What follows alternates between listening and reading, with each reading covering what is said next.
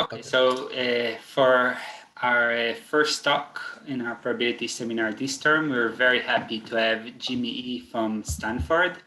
He's a graduate student advised by Percy Diaconis. He's graduating this year, and he's working on mixing times of Markov chains with connections to algebra and also on combinatorial algebraic combinatorics. Okay, yeah, so thanks, Jonathan, for the introduction, and thanks for inviting me to talk here. So today I'm going to talk about random walks of finite fields with deterministic jumps. So as Omar mentioned, it's maybe a little bit of an oxymoron. I'll explain exactly what I mean. But essentially, this is a problem that's sort of motivated by some recent work of Percy and Shorov. So they studied what happens if you start with a Markov chain, and then you add deterministic jumps in between the steps of the Markov chain. And they wanted to know whether this would speed up mixing. And this is the problem that I'll look at. Okay, so before I talk about the actual model, let me maybe just give a little bit of motivation. So maybe first of all, what is Markov chain mixing and why do we care? Okay, so I guess probably most of the people in this audience know if we have a Markov chain, let's say ergodic, then of course it converges to its stationary distribution. And this fact is extremely useful actually in applications of Markov chains. So MCMC algorithms, these types of things. They're used a lot in statistics, computer science, to sample from distributions that might be otherwise hard to sample from. And so a very natural question from that perspective is to ask, how long does it take for the Markov chain to converge to its stationary distribution, right? Of course, if we want to use this in an algorithm, then we would like to know how long we need to run the algorithm for. So this has been actually a very important question in the modern study of Markov chains, especially finite Markov chains. And unfortunately, there's still a very, very large gap between what we can prove and what we would like to know. So in particular, I mean, Percy has told me many times that essentially, no Markov chains that people actually run in practice, do we really know how long it takes for it to mix. But today I want to look at a slightly different question, which is obviously related, which is suppose we start with a given Markov chain, how could we modify it to mix faster? Okay, so this is obviously also important from an applied perspective. I mean, of course, okay, so let me preface this talk by saying that, of course, nothing I'm going to talk about has any real application, right? I'm looking at toy models to sort of improve our understanding of these problems. But of course, I'm not going to say anything about real life Markov chains. But this is just a motivation. Okay, so I guess, are there any questions about this general framework? If not, then maybe I'll. Okay, so I'll move on. So first, let me give some just briefly survey some work on this problem. So some of it is explicitly about this, and in other works, it's maybe implicit. But different people have looked at whether we can speed up Markov chains and different ways to do that.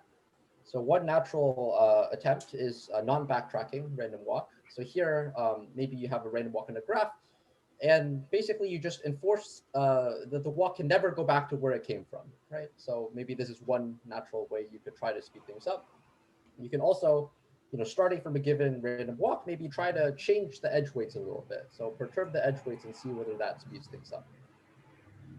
This work of Chatterjee and Diaconis is maybe the most related to what I'm going to talk about, and I'll spend a little bit more time later on talking about some details. But what they look at is basically starting from a random walk, you apply bijections between the steps of the random walk. And what they show basically is that for most bijections, this will speed things up. And then finally, there's some also recent work of Jonathan and Alan Stein Susi, who study random walk where you add a random matching. So you start with a graph, and then you add a random matching, and that also speeds up the mixing time. So let me just make a comment. The first two walks, the speed up is fairly insignificant. So I believe in the first work, you get like a constant factor or something. And in the second work, maybe it's like a log n, logarithmic in the state space. So that's not really too significant.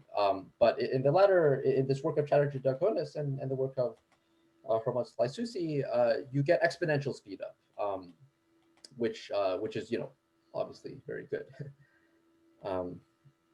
Okay, so let me maybe formalize the problem a little more. So what is the mixing time of a Markov chain? So for two probability measures, mu and nu, I'm going to let this denote the total variation distance. And so of course, there's other notions of distance between probability measures that one can study, but I think this is a very natural one. And it's basically given by the largest discrepancy that the two measures assign to events in your probability space. So P for B will always be the transition matrix of a Markov chain. X will be the state space. Pi will be the stationary distribution. And this will denote the transition probabilities, the end step transition probabilities.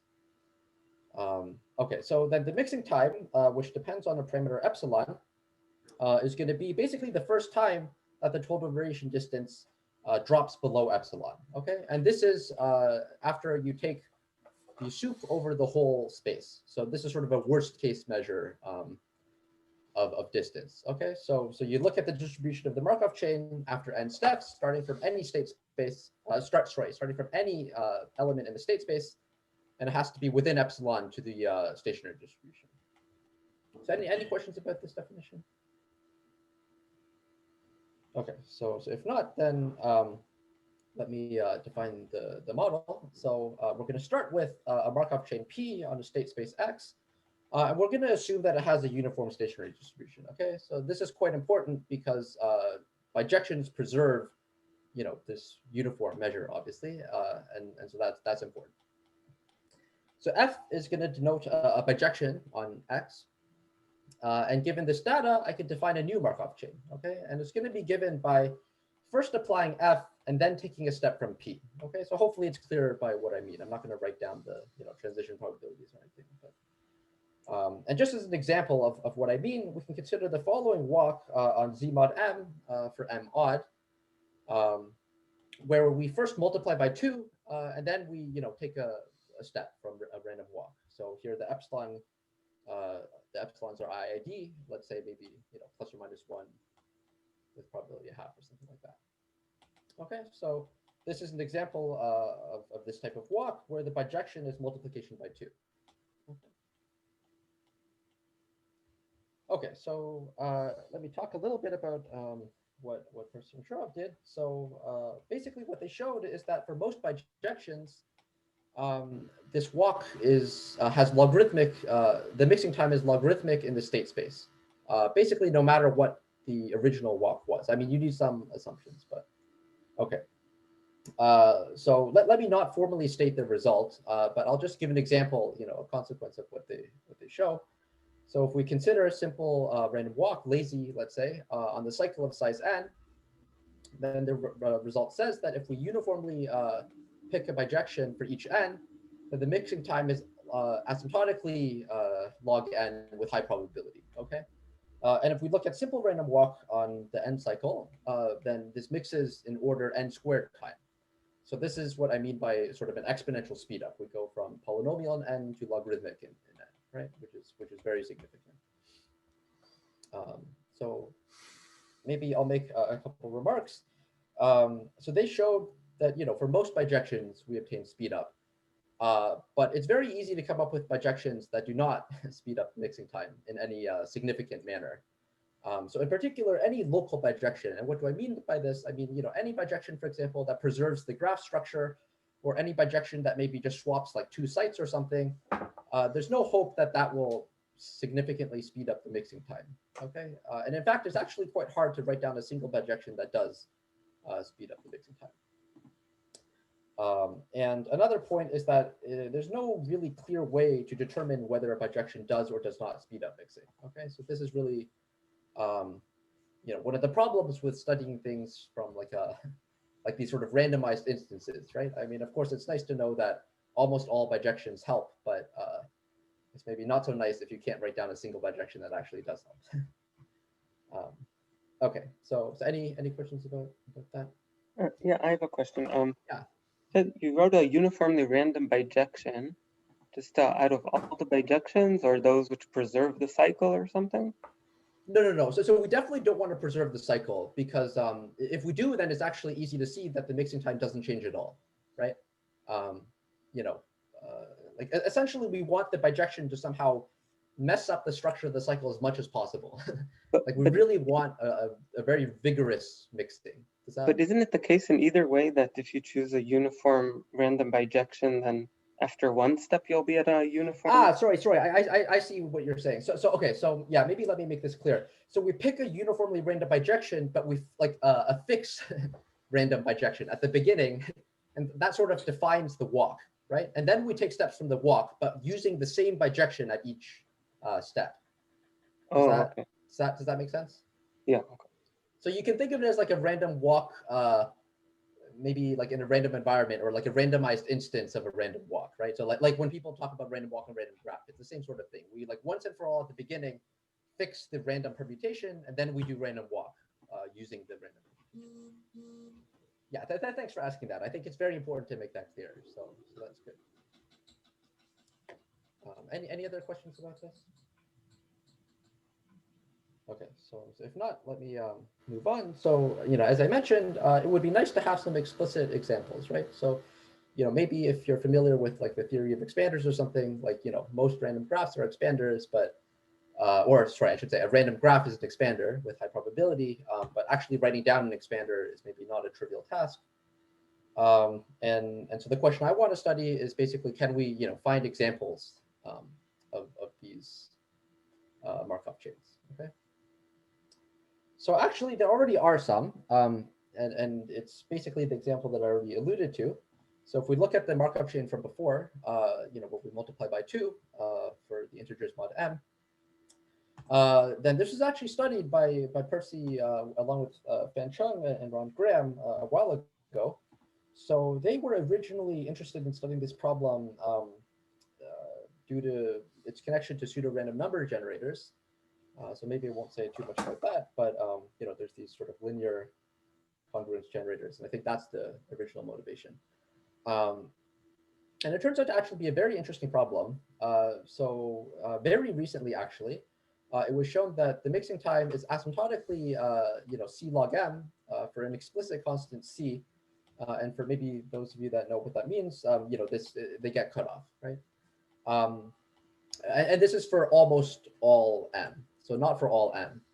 And actually, in the original work in 1987, they had already shown that for infinitely many m, you need at least order log m, log m, right? So you need this extra log m factor in order to mix.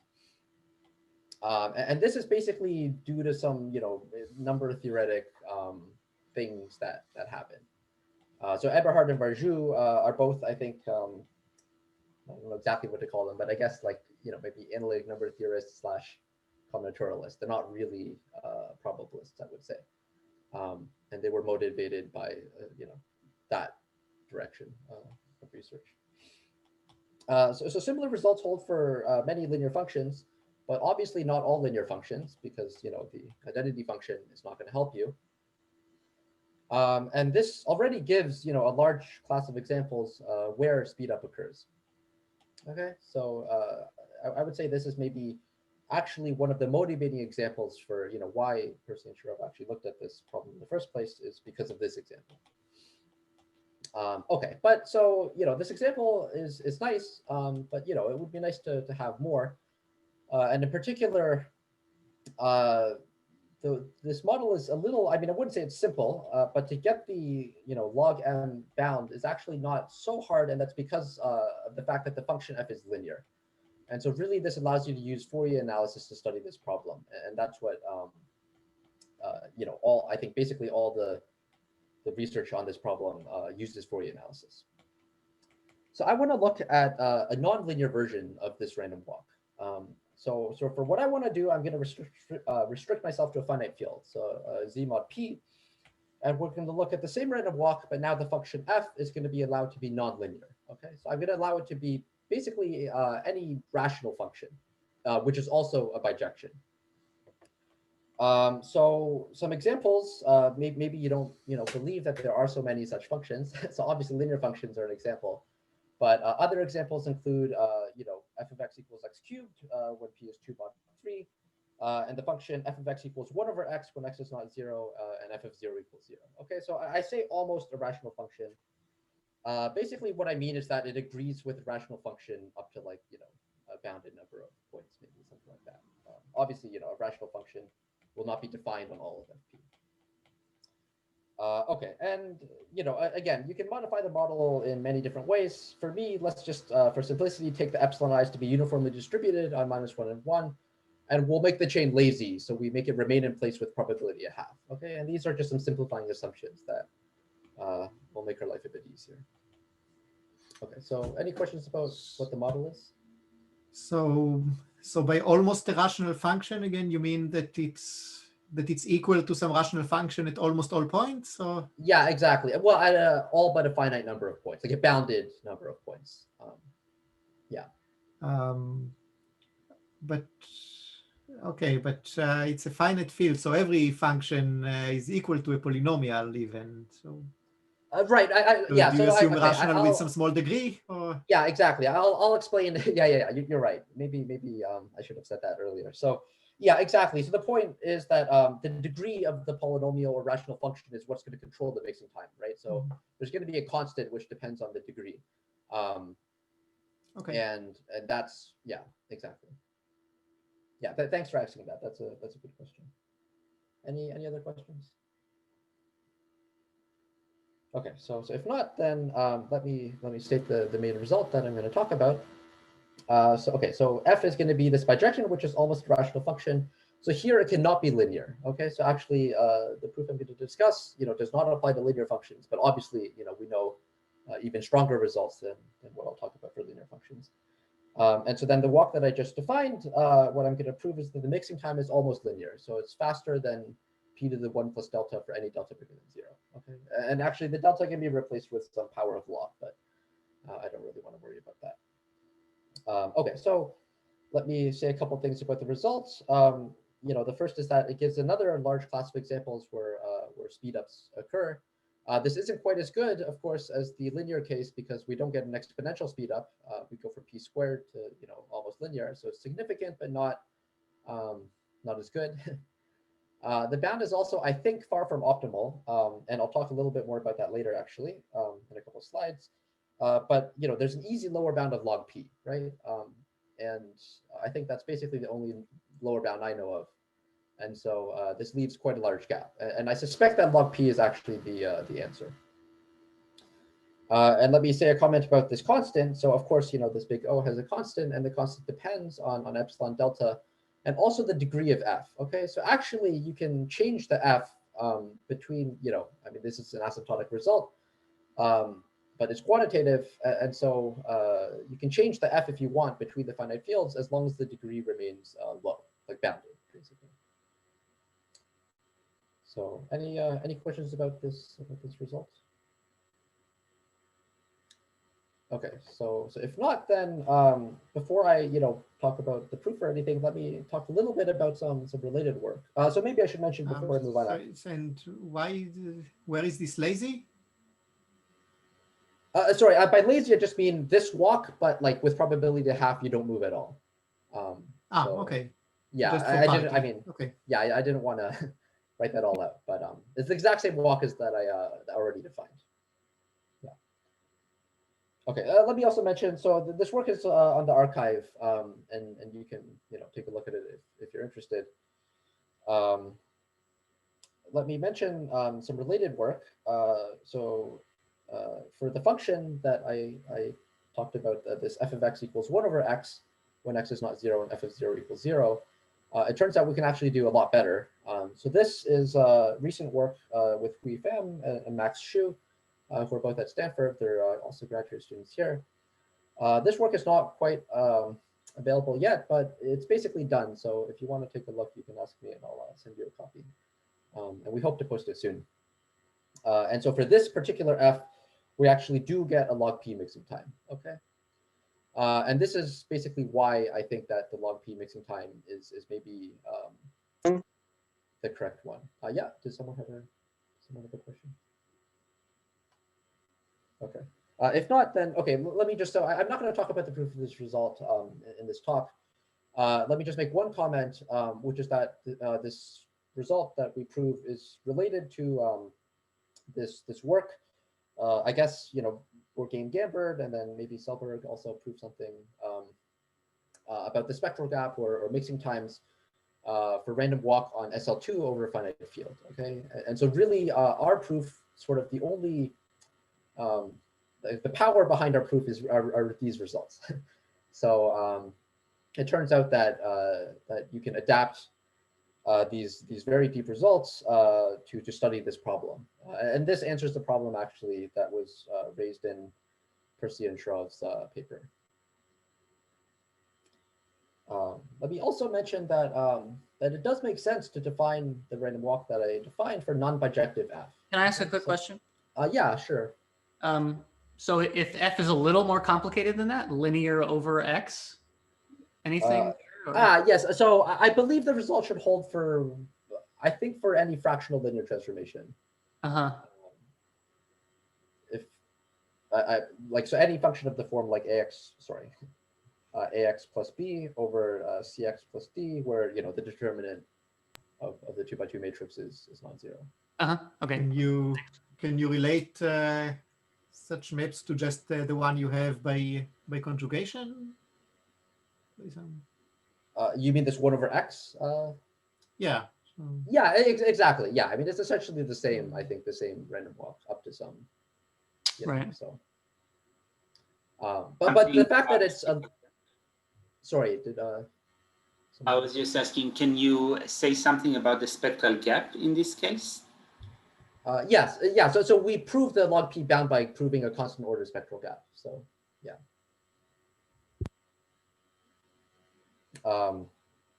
Yeah, but let me stress, of course, that I don't believe that that our methods can handle any other type of rational function, and that's like essentially the reason the proof works is that SL2 basically it acts by linear fractional transformations, right? And that's sort of where that's sort of why the proof goes through. Okay. Any other questions about this result? Okay, so if not, then let me say something about non-bijective f. So as I said, it makes sense to define the random walk even if f is not bijective. The issue is that the stationary distribution will not be uniform anymore, right? I mean, so the reason it's uniform with bijective f is that bijections preserve the uniform distribution. They certainly do not preserve non-uniform distributions. Okay, but I mean, it's still a problem that you can ask, and I think it's an interesting one. So it turns out that for when p is 3 mod 4, then for the function f of x equals x squared, you actually can make some progress. So it turns out that the stationary distribution, you can give it this explicit form, and the same mixing time bound, holds, and it's in the same paper as the other result. So this actually was something that Percy asked me, and we mentioned in another paper I wrote with him and Marty Isaacs. Let me stress that this only works if p is 3 mod 4. So this is related to quadratic reciprocity. And when p is 1 mod 4, things are very different. So even the stationary distribution is completely unknown. And maybe if there's time at the end, I'll say a little bit more about this case. But I think there's some heuristics and some computer simulation that suggests that in this case, I guess maybe the random walk or the underlying graph behaves like a random graph. Okay, so it seems there's this dichotomy where in the 3 mod 4 case it's very structured, in the 1 mod 4 case it's very random. Okay. So if there's no questions about the statements of the results, then let me talk a little bit about the proof. So for the remainder of the talk, I'm just going to go over the proof. I'm just going to briefly outline how the proof goes before I get into the details. But let me say, philosophically, like where does the proof come from?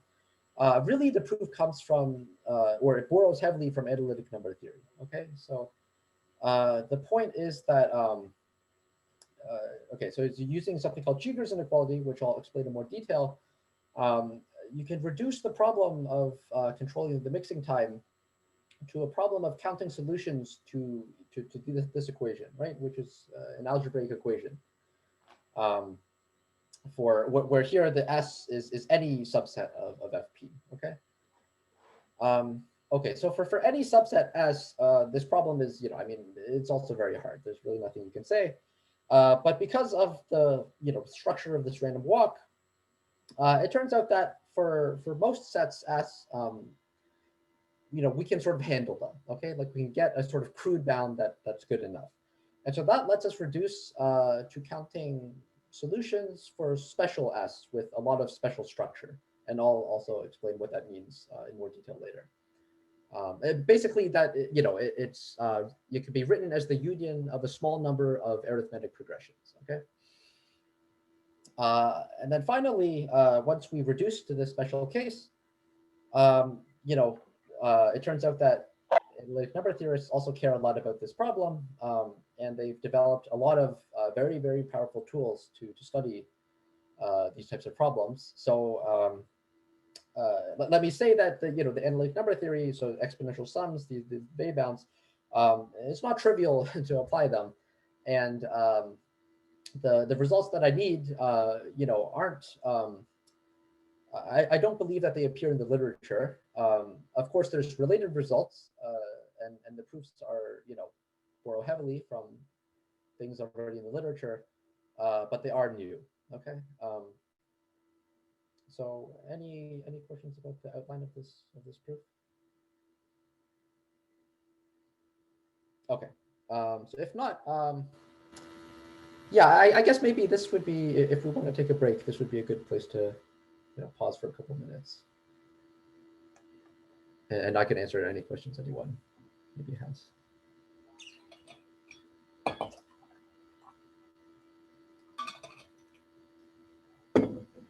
I had a general question about the motivation.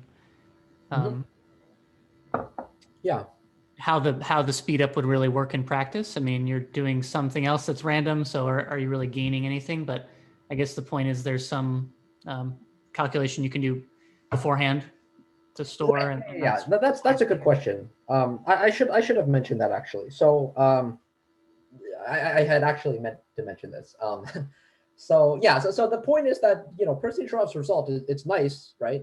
It's a nice result, but it has one downside, which is that if you actually care about application, there's no way to sample a random permutation. If you can sample a random permutation, you can sample a random element, right? I mean, that's very obvious.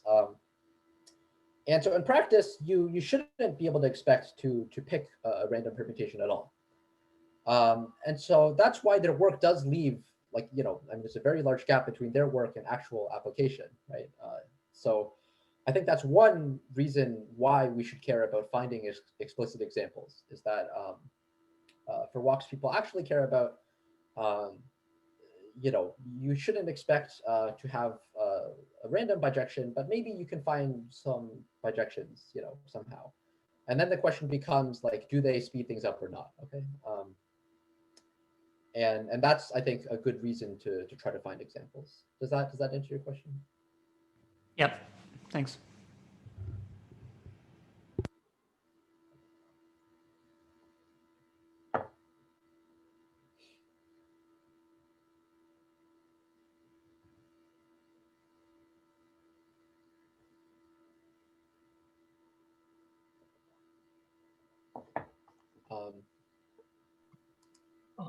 So in the example of a random walk on n cycle, since there are only finitely many permutations, that should be a permutation that minimizes the mixing time. Is there anything known about those kind of questions? No, I don't believe so.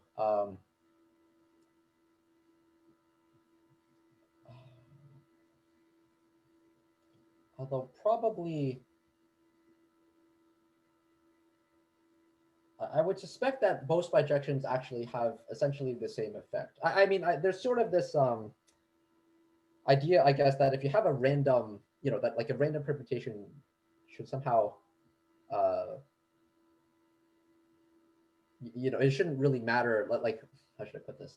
like most permutations should kind of look random, if that makes sense, right? Just like, most graphs look like random graphs, things like that. So probably, So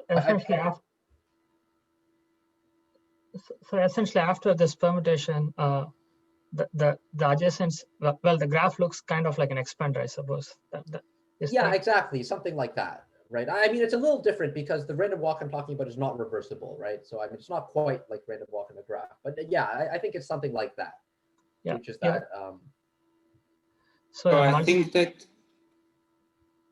Sorry. So just to answer your question, Mata, so I think that there's a general entropic lower bound on how fast any bijection can speed up the mixing time. So it's log n with a certain constant that you can derive from entropic considerations. And then you can show that a random bijection achieve that up to smaller order terms. Okay. So in fact, there's cutoff around the fastest possible time for any choice of bijection. Okay. And this holds in greater generality, but it holds also for the cycle. Is there some? But this is not written anywhere. Okay. It's similar to the work of Alan Sly, Per Lassusi, and myself, but it's a bit different because in our case, the walk does simple random walk and may use the extra edges where here is non-reversible and it's a bit different.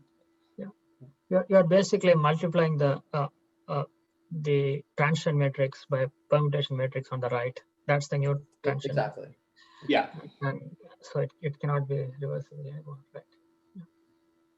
Yeah. So I'm curious if you can say a bit about this log m result that you mentioned earlier, but that's probably a bit long for now. So maybe we can get back to that afterwards. Yeah. And we can Okay. continue now. Maybe should I start again then, or I don't know if I want to. Yes. These breaks. Okay. I think you should.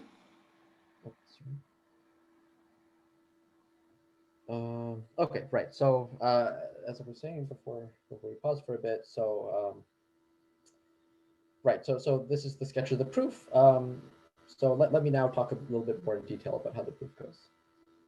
So the first thing, I won't assume that people here maybe know what Chigurh's inequality says. So let me just talk a little bit about that. So spectral methods turn out to be a very powerful tool in studying mixing times. So if P is the transition matrix, let's say from a Goddard Markov chain, let's say it's lazy and reversible. So the matrix is a symmetric matrix. Then all the eigenvalues are real and non-negative, and so we can order them lambda 1 up to lambda n. And this quantity 1 minus lambda 2 is very important in the study of the mixing time. It's called the spectral gap. Okay, and it turns out to give an upper bound for the mixing time that I've listed below. And so essentially to bound the mixing time, I'm just gonna give a lower bound for the spectral gap. Okay. So and this inequality is maybe one version of Chigurh's inequality. Okay, so or sorry, I should say with the H is one version of Chigurh's inequality. So suppose again, for simplicity, that we just have random walk on a graph, right? I mean, of course, the walk I actually care about is non-reversible, and maybe it's not, random walk, or it doesn't have uniform weights, but it turns out that doesn't really matter.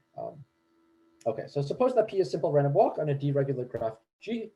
So we define something called Chigurh's constant, or sometimes also called the bottleneck ratio, and it's defined in the following manner. So because we're on a graph, we can count the number of edges between the sets S and S complement.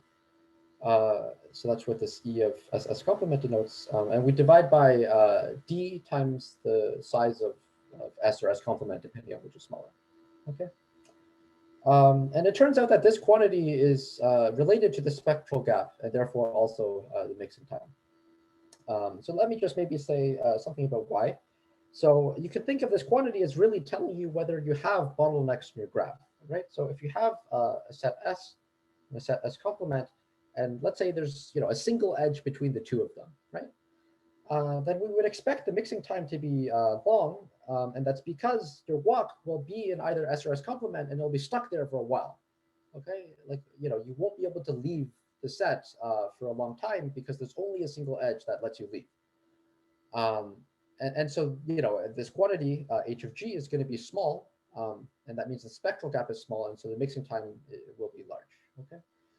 Conversely, if for all sets S and S complement, you have, you know, lots of edges between them, like the complete graph, for example, then you expect the mixing time to be small because, you know, kind of from anywhere in your graph, you can get anywhere else in a few moves. Okay, and so that means that the graph should, or the random walk should mix quickly. Okay, and so, you know, this is basically what we're going to use to bound the mixing time. Okay, so now let me talk a little bit about the set S. So as I alluded to in the outline of the proof, we're going to sort of split the sets S up into two types and bound the quantity that appears in Cheever's constant in different ways. Okay, so I'm sure everyone knows what arithmetic progression is, but okay, so an arithmetic progression, a 2AP for short, it's going to be a subset of FP, you know, which is of the form x, x plus 2, x plus 4, so on. And let me just note that any subset of FP has a unique decomposition into maximal disjoint 2APs, right? So this is hopefully clear. So I'm going to call this the 2AP decomposition of this set S. And essentially, we're going to split the sets S up into either structured or unstructured, depending on whether S has many or few 2APs in this decomposition. Okay. And when I say many or few, maybe let me say many or few, with respect to the size of S, well, the minimum of the size of S and the size of S complement. Okay. So if the set S is really small, then maybe, you know, we want fewer 2APs. Okay. So any questions about any of this? Okay, and so if not, then let me talk about first the unstructured S, because that's sort of the easy one. So essentially, the reason that if you have many 2APs, the reason that the thing that shows up in Cheever's inequality will be large is that every 2AP contributes an edge. Okay, so why is this? So if we have, let's say, y plus 1 and y minus 1, then x, which is f inverse of y, connects to both y plus 1 and y minus 1, right? So if y minus 1 is in S and y plus 1 is an S complement, right, then either, you know, I mean, x has to be in one of S or S complement. So depending on which, it's going to contribute an edge, okay, either way. Again, I mean, there's a little subtlety because we're working with directed edges, but it turns out to not matter. And so this means every 2AP that appears in the decomposition, right, because they're maximal, is going to contribute a single edge. So if we have many 2APs, we have many edges, okay? And so that immediately deals with that case. So any questions about that? So if not, then let's move on to maybe the more interesting case. So that's when there are a few 2APs. Okay, so let me just, you know, make a very simple observation, which is that the number of edges between S and S complement is the same as counting solutions to these two equations, right? Where X is in S. And Sorry, so Y. something is a bit confusing. Can you go back to the? Yeah, sure. So you are looking here. So what is exactly the graph that you are looking at here? So you have the directed graph where from every X you have two edges going out to the. Yeah, so I have yeah, so the edges are X and then f of X plus or minus 1, right? So these are the possible steps that the walk. So then if you have the edge of the arithmetic progression gives at least one edge, okay. Yeah, exactly. Yeah, I mean, the important thing is that it's maximal. So, you know, the arithmetic progression ends, and that means that, you know, y minus 1 is in S and y plus 1 is in S complement. Yeah, any other questions about this point? So Cheever's inequality is valid only in reversible setting, right? No, I mean, okay, so there's extensions to the non-reversible case. So you basically look at, you know, reversibilizations of your walk, right? Oh, and yeah, so I'm kind of lying a bit when I'm saying this. I mean, you have to be, there's some technical details I'm sweeping under the rug. You're right, but, you know, the difficulties can be dealt with. Okay. Any other questions? Okay, so if not, then as I was saying, so counting edges is the same as counting solutions to these two equations. So for a general set S, I mean, we shouldn't really hope to be able to count the number of solutions. But if, as I said, if S is structured, then we will be able to. So for the rest of the talk, I'm going to ignore this equation. I mean, it turns out that counting the solutions is the same for both. So let's just look at one of them. Okay, so first, let me make a very simple observation, which is the following identity, which is that if you add the, I mean, there's different ways to interpret this identity. These are the characters of your finite field viewed as an additive group. That's one way to see this. And then I'm taking some sort of Fourier transform. Or, you can view these as roots of unity, however you want to see it. The point is that you can write the indicator function for the event that x is 0 as a sum of exponential functions. Okay. And so then given any set S, well, any set, but in particular this set, which accounts the number of solutions to our equation, we can expand it in terms of indicator functions and expand the indicator functions in terms of exponential functions. Okay, so at the end, we get this kind of complicated looking sum of a whole bunch of exponential functions. Okay. So you might ask, why on earth do we want to do this? Because maybe it seems like trying to compute this quantity is harder than just counting the solutions naively. But it turns out, and people in analytic number theory have known about this for a long time, that this is a good way to count the size of this set. Okay, so let me note that I can split off the alpha equals 0 term, and that's easy to compute, right? When alpha is 0, all the exponential functions are just 1, and so that contributes, however many terms there are, which is s times the size of s times the size of s complement. And I'm going to call that the main term, okay? And it turns out that that's going to be the dominant term in this expression. The remainder of the expression is going to be called the error term, and that's what we're going to try to bound in order to get a good lower bound for the number of edges. Okay, so the error term, maybe it's obvious where the name comes from. It's an example of something called an exponential sum. And there's there are many papers on exponential sums and how to bound them. There's a paper of Browning and Haynes where they basically look at something very similar for the function f of x equals 1 over x. Okay, I mean, it's not quite the same, but it's very, very similar. And it turns out that their proof can be adapted to any bijection, which is a rational function. And sort of the key technical tool that's needed is the Weil bound for exponential sums. And this is the only place in the argument where where the fact that f is a rational function is used. But it's also crucial because, I mean, the Weil bound is a very deep and very powerful fact. And I don't really see how to replace it with, a more naive estimate. So, okay. So let me, say that in a little more detail.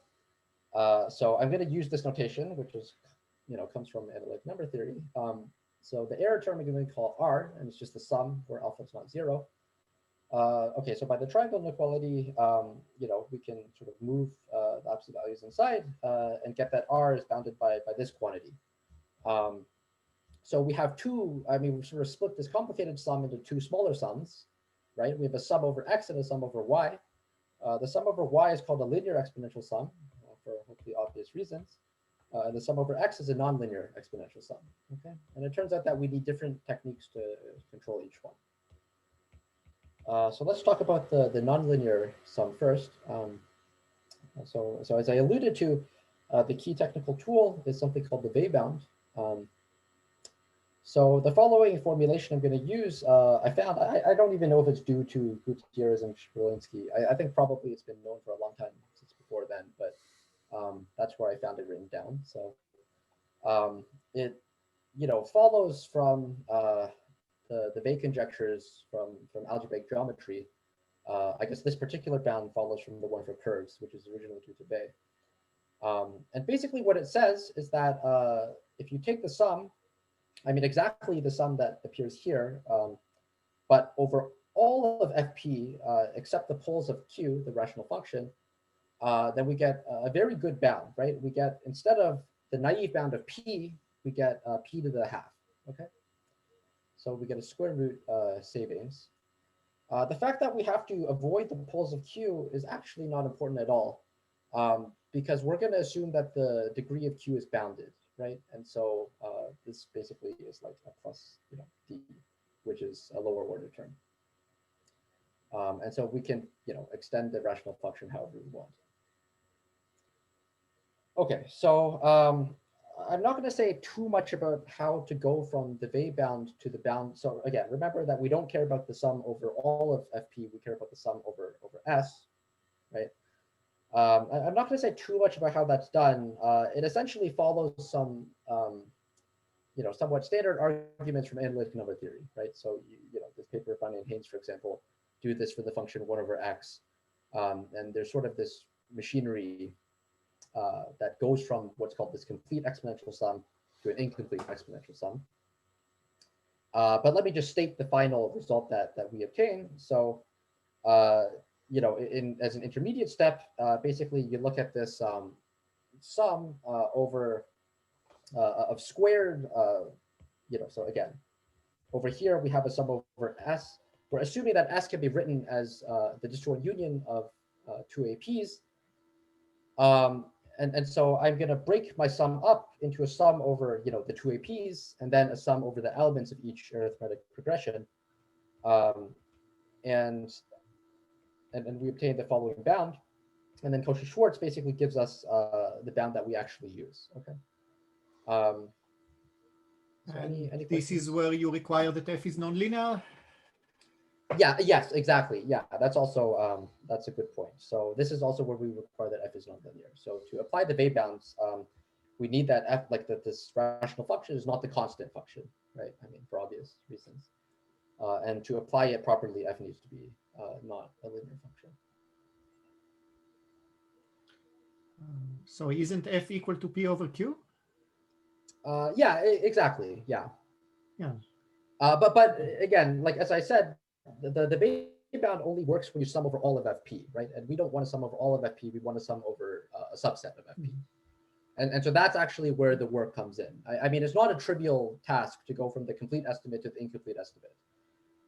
But it follows ideas from analytic number theory that are, more or less well understood. So maybe I don't want to get too much into it. But I mean, again, I don't want to get into the weeds, but it's essentially a combinatorial argument with a whole bunch of Cauchy-Schwarz and other types of things like that thrown in. There's nothing really deep, but it's not trivial. Okay, so here you'll notice that we do get a decent bound. We get this p to the half and this j to the half, and all these powers are actually important to get the linear bound. Okay, so we can't get away with anything worse than this bound. So let me talk about the linear exponential sums now.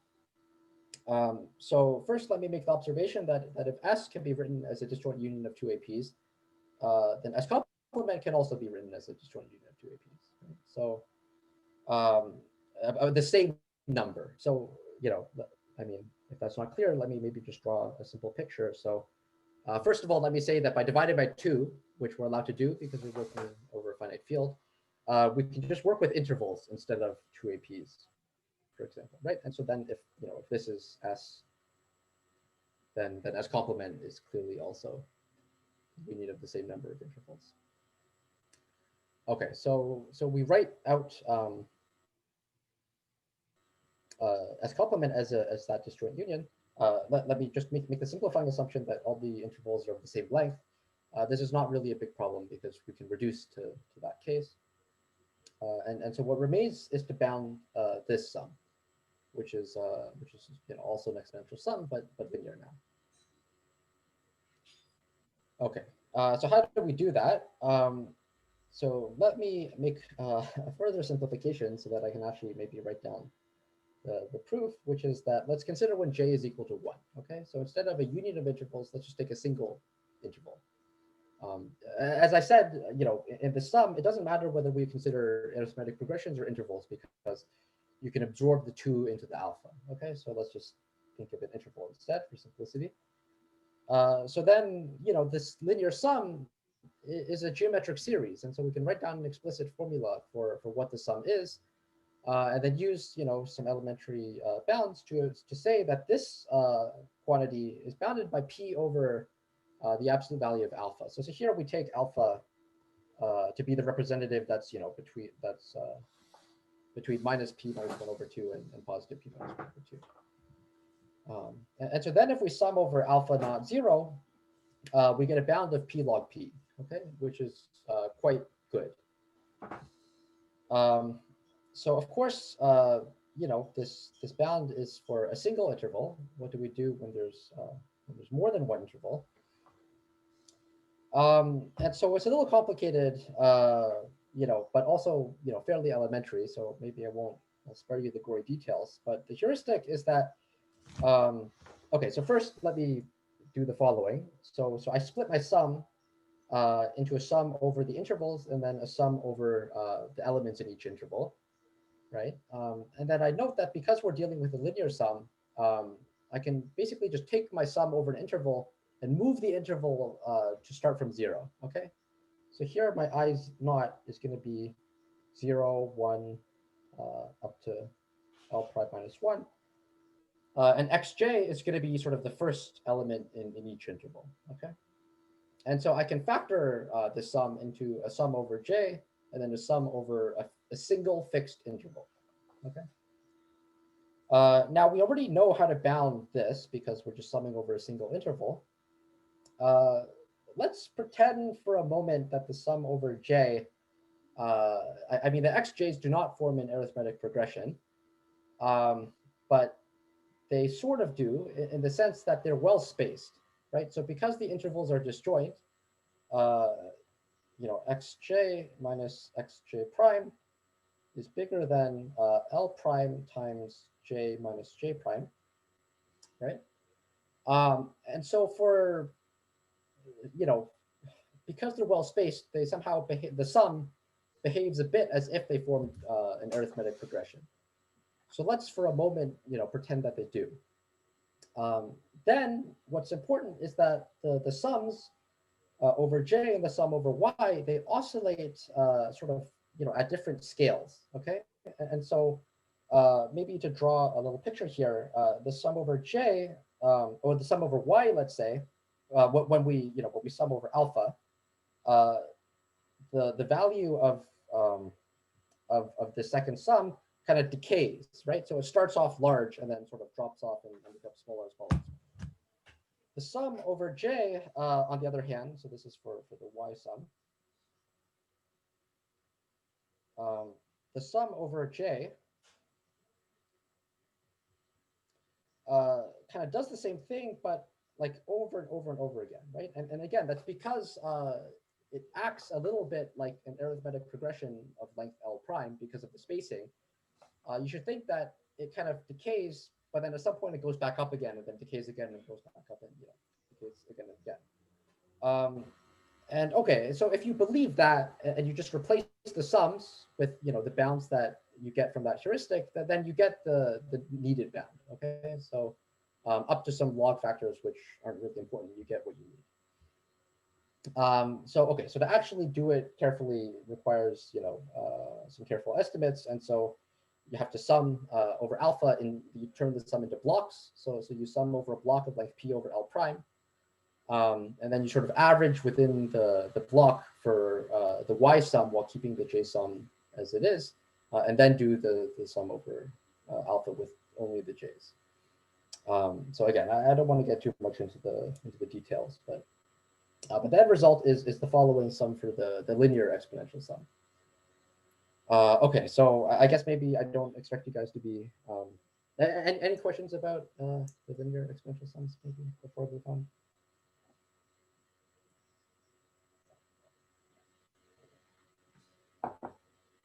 Yeah, sorry. I mean, I think in this world of analytic number theory, the proofs end up being just a large amount of elementary manipulations to get the bounds you want. And so I'm trying to give a flavor of the proof without maybe all the details. Okay, so if we combine the two estimates that we obtained, we get the following bound for the remainder term. And so let me just remind you, so you know, the size of the set that we care about, which is following set.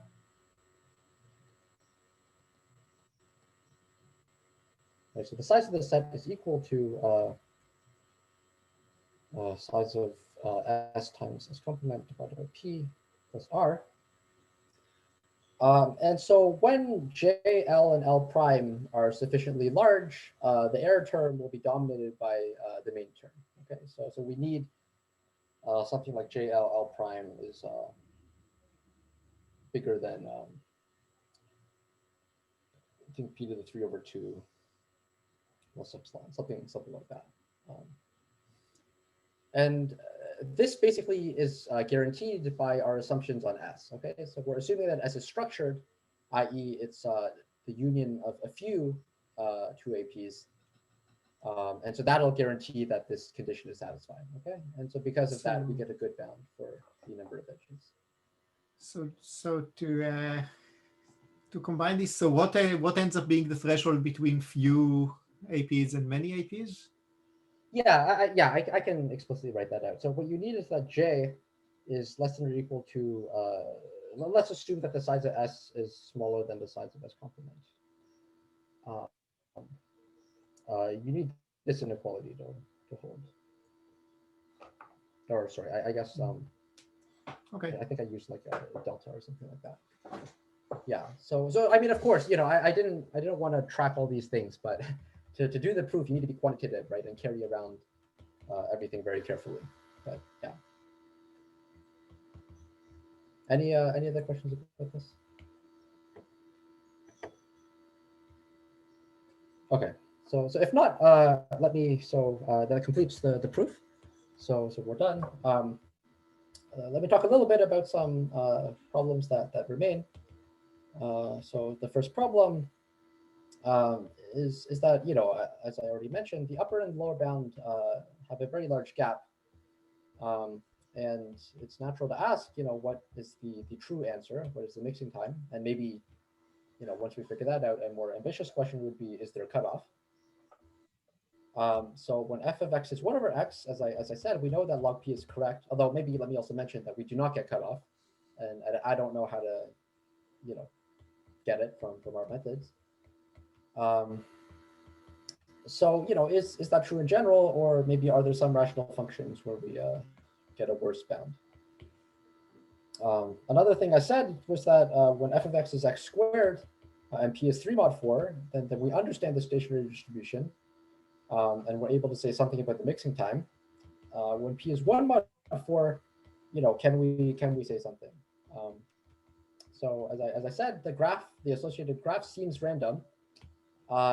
And, you know, okay, so I mean, that's a vague statement. I don't have a concrete version of that statement, but a consequence of that heuristic is the following prediction, which has been checked on the computer and seems to be very reasonable. So the size of the support should be, you know, as a fraction of p, should be asymptotic to 1 minus, well, the following quantity, where alpha is the smallest root of this polynomial, okay? So this prediction basically comes from some work of Cooper and Fries, who studied the, I guess, the size of the largest connected component of random graphs with degree constraints. And this is what their work predicts, okay? And so if you believe that the underlying graph of the random walk is sort of random, subject to certain degree constraints, then this is the prediction. And it seems to match what shows up on the computer. Okay, and so also if we believe that the graph is random, then probably, you know, a log p mixing time bound is also correct in this case. Another question that one can ask is what happens for larger finite fields? So everything I've said is over fp, but we could look at fq. You know, also you could look at z mod m for composite m. There, you know, it's a little trickier to study rational functions. And you have to worry a little more about, like, you know, when you divide by certain quantities. So it's more complicated, but you can also ask the question there. And finally, this goes back to maybe the original motivation of actually like one day applying this to actual problems that maybe people want to sample from a distribution. So everything I've said has been about the uniform distribution. And the reason is because the uniform distribution is preserved by permutations. It's very natural to ask, like given a non-uniform stationary distribution, can we find functions f, maybe permutations, maybe not, which preserve the stationary distribution, right? And if so, then does that help in speeding up mixing? And so that I think would be an interesting problem to look at as well. Okay, so I guess if there's no questions about this, then that's the end of my talk. So thanks to everyone for listening, and I'm happy to answer other questions. Okay, thank you. So we can all unmute to thank Jimmy.